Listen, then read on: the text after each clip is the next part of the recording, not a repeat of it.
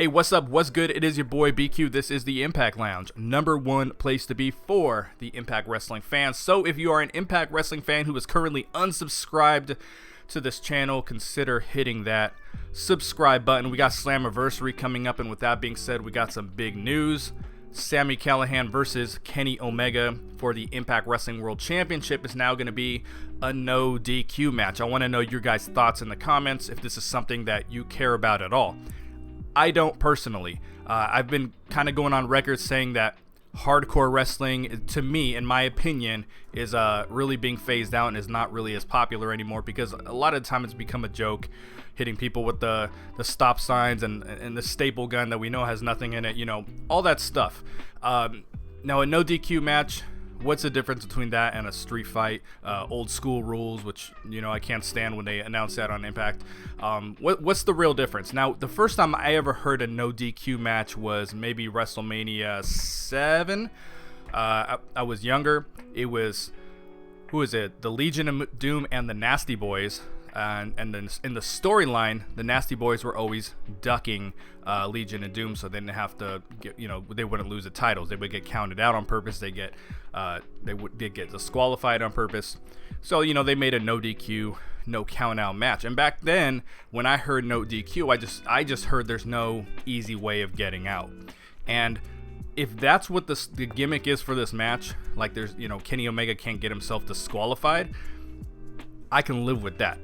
But if it becomes some kind of version of a hardcore match and busting out weapons and fake weapons and all that, I'm immediately losing interest in the match. And it also tells you that we're going to kind of get that fuck finish at the end like they did with Kenny Omega versus Moose. Now, that wasn't no disqualification, but instead of him just beating Moose, which, you know, Impact really seems to be afraid of having, it feels like they're afraid of having people just take losses sometimes. It always has to be some kind of screw job or something along those lines.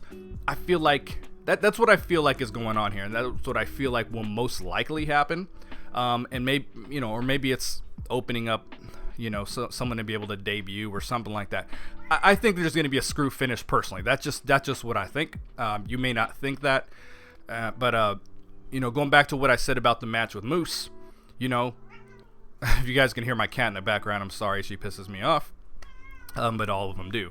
I have 7 cats, believe it or not. So anyway, if you go back to the match with Moose, you had that screw job finish, that BS finish with the Young Bucks coming out, and you know, that wasn't something that sat well with a lot of Impact Wrestling fans, and it didn't sit well with me. I hated that finish with absolute passion. It was just, I mean, so unimaginative, and I have a lot of concerns that we're going to go that route with Slammiversary as well. So I want to know your guys' thoughts in the comments about this stipulation. I'm not optimistic about it, but I'm not going to be totally negative because, as I said, if the gimmick is being presented so that Kenny Omega can't find an easy way out and just lose the title by purposely getting disqualified, I can live with that. I can absolutely live with that. But when you see Kenny Omega getting, you know, slammed through a table on Impact, that usually tells you, that kind of forecasts, okay, there's probably going to be a table in the match and things like that, and I don't have any interest in that. I have none whatsoever because there's nothing imaginative you can do in a hardcore match these days. Perhaps on the indies, yes, but in mainstream wrestling, it's not imaginative anymore, and I hope that's not what they're doing. Again, I don't expect Sami Callihan to win this match. I would be shocked if he won.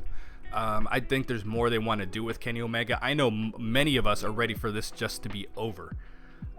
It has not been to the fans. The storytelling that Impact is doing with Kenny, I'm sure, meets their mission that they were trying to do.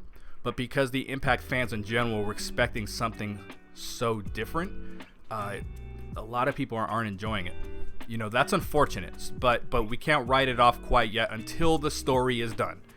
We have to give it that chance. So let me know your thoughts in the comments, guys. Again, you know, hit that subscribe button if you're a first timer. This is the Impact Lounge. I am out. Peace.